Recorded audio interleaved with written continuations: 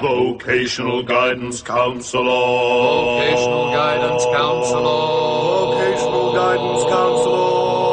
Vocational Guidance Counselor.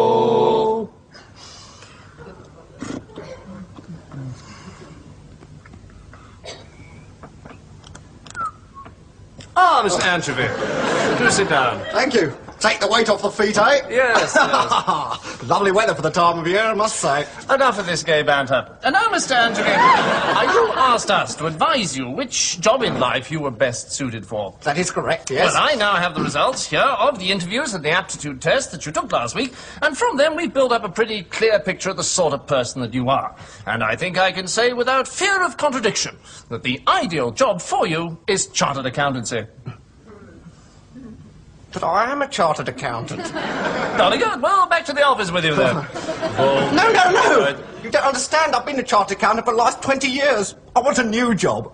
Something exciting that will let me live. Well, chartered accountancy is rather exciting, isn't it? Exciting? No, it's not. It's dull. Dull. My God, it's dull. It's so desperately dull and tedious and stuffy and boring and desperately dull. Well, yes, Mr. Anchovy, but you see, your report here says that you are an extremely dull person. You see, our experts describe you as an appallingly dull fellow, unimaginative, timid, lacking in initiative, spineless, easily dominated, no sense of humour, tedious company, and irrepressibly drab and awful. And whereas in most professions these would be considerable drawbacks, in chartered accountancy they're a positive boon. Don't you see, I came here to find a new job, a new life, a new meaning to my existence. Can't you help me? Well, do you have any idea of what you want to do?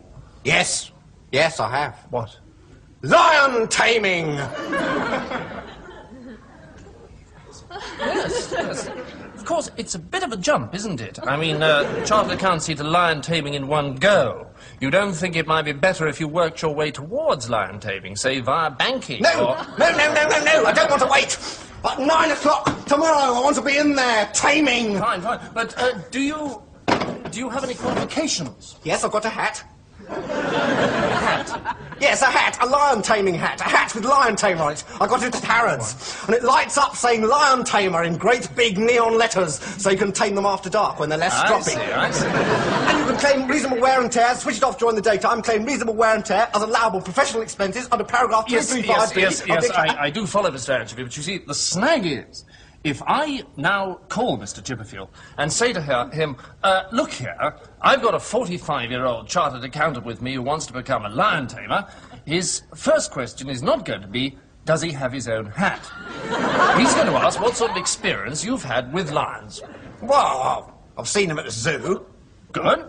Yes, the brown furry things with short stumpy legs and great long noses. I don't know what the fuss is about. I could tame one of those. They look pretty tame to start with. And these lions, how high are they? Well, we're about so high, you know. Mm-hmm. They don't frighten me at all. Really? And do these lions eat ants? Yes, that's right. Well, Mr. Anchovy, I'm afraid what you've got hold of there is an anteater. A what? An anteater, not a lion. You see, a lion is a huge, savage beast, about 5 feet high, 10 feet long, weighing about 400 pounds, running 40 miles an hour, with masses of sharp, pointed teeth and nasty, long, razor-sharp claws that could rip your belly open before you could say Eric Robinson. And they look like this.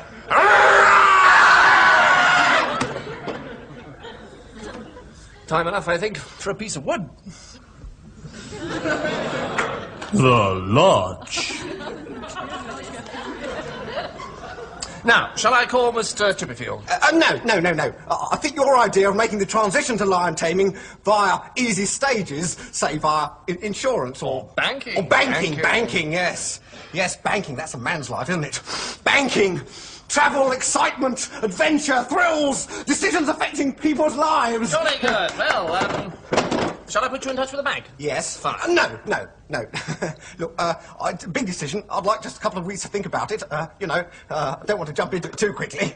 Well, maybe 3 weeks. I could let you know definitely then. I just don't want to make this definite decision. No, not Well, this is just one of the all too many cases on our books of chartered accountancy. Sometimes I want to, and then I don't. The only way that we can fight this terrible, debilitating social disease is by informing the general public of its consequences, by showing young people Perhaps I could do it, just for a bit, just for a week, and then... that it's just not worth it. So please, give generously to this address, the League for Fighting Chartered Accountancy, 55 Lincoln House, Basil Street, London, SW3.